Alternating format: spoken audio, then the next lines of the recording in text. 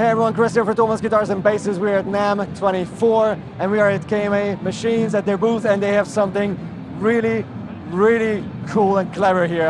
So Steve is going to talk us through. This is what we think is the most comprehensive solution for the end of a pedal board, or the end of a signal chain. Okay. Yeah. So at the end of a signal chain, normally, traditionally, you have guitar cabinets, right? You have probably stereo effects is a nice thing. So what we've done is we've incorporated several of those things into a very compact but hopefully easy to understand enclosure. So starting off with the IR loader, which is built from the ground up by KMA. It's new technology, it's not anything else which has been somewhere else, it is completely new, but it is also a dual cabinet loader. So you have two. Yeah, the whole focus of the product is also being able to integrate stereo into what is traditionally or commonly a mono effects chain, right? So the cabinet loader here is cabinets on both sides, in both ears.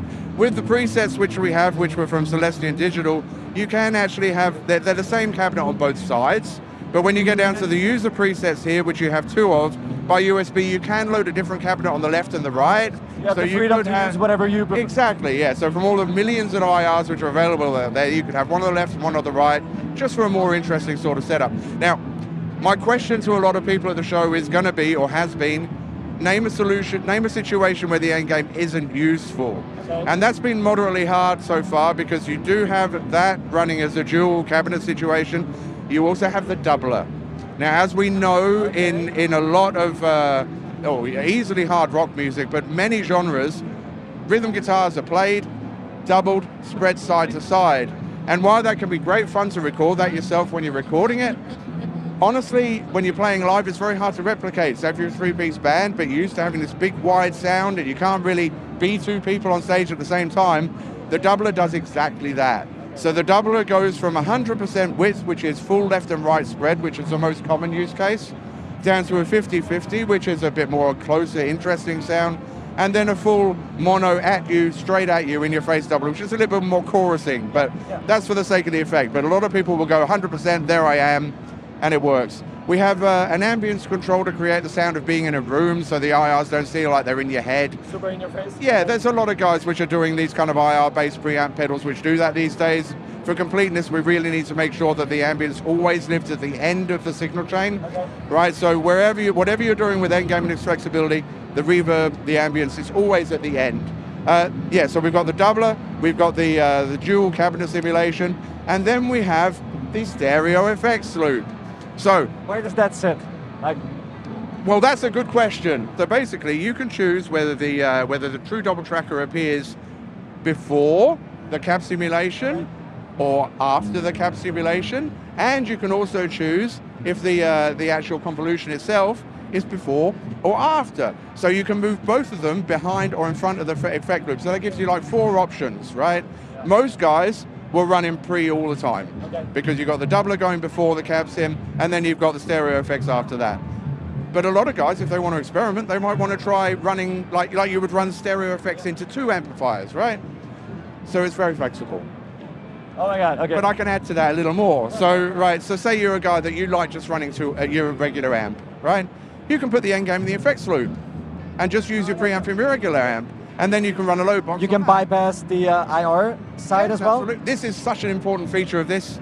And there's one other thing I haven't got. It's an off position. It's got an off position. Okay. How many IR products are there where it doesn't actually go off? It's either on or it's not on. Maybe if you bypass it, then you bypass the whole thing, which means that it's just not doing anything at all. Totally that. I mean, imagine that you're one of those guys who bought that beautiful UAD line, right, for example, or the Friedman IRX, which is awesome, right?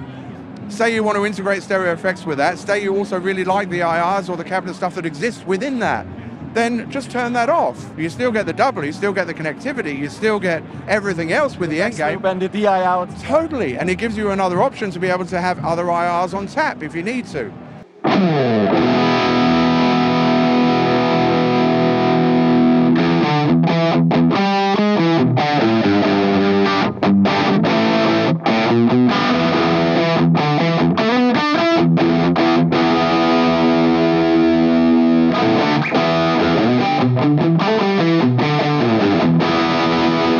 Box has got a lot of stuff going on. So we have the input, then we also have a dry output. So you might want to run that for just a tuner out. You might want to send your dry signal track to record the dry signal separately for reamping later.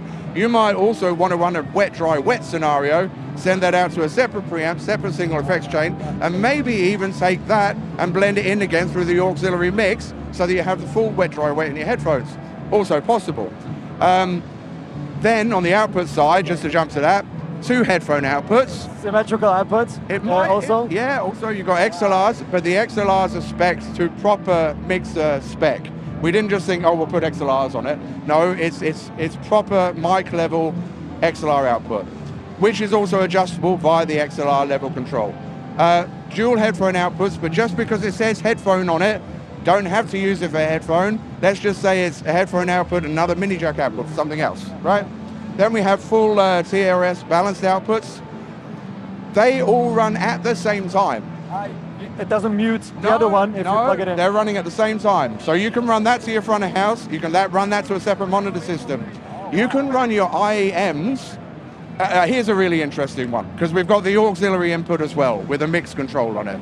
The auxiliary input is via mini jack TRS, or it is via Bluetooth. So you can sit and listen to your backing tracks in Bluetooth. I mean, you can't do Bluetooth in real time because there's obviously latency associated, right? But if you're playing a backing track, that doesn't matter because you're just playing along with what you're hearing. But with the aux mix also being available by 3.5 mm TRS, what you could do is you could set up your in-ear monitors and you could actually use this as a device to give you your own mix from the desk through the aux mix. And then you can also, with an internal dip switch, which is the only internal dip switch, you can set it so that the aux mix is not coming through the XLR outputs.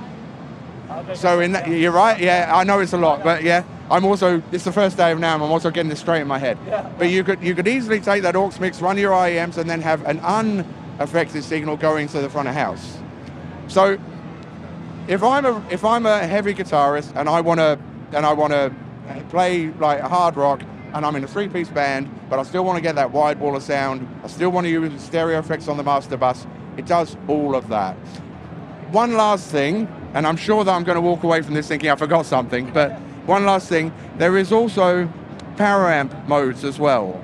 Okay. Right? So sure, IRs can sometimes have the signature of the power amp that was there at the time, but we still find that it adds a level of fatness to have power amp simulation within the circuit, right? It's power amp voicing simulations. Exactly, yeah. So we have 4 modes for that. One is the very useful off, right? And then we have 3 which are common favorites like EL34, 6L6, KT88, right? So with this thing you can get a lot of those different flavors. So I really struggle to see why this isn't useful for so many different situations. And I hope people agree with that. Yeah. Fantastic. Steve, thanks so much. I definitely want to try this one out. So let's hear it in action. And if you want to know more about it, check out the link in the description below the video. Thanks so much, Steve. You guys take it easy. NAMM 24. Bye-bye.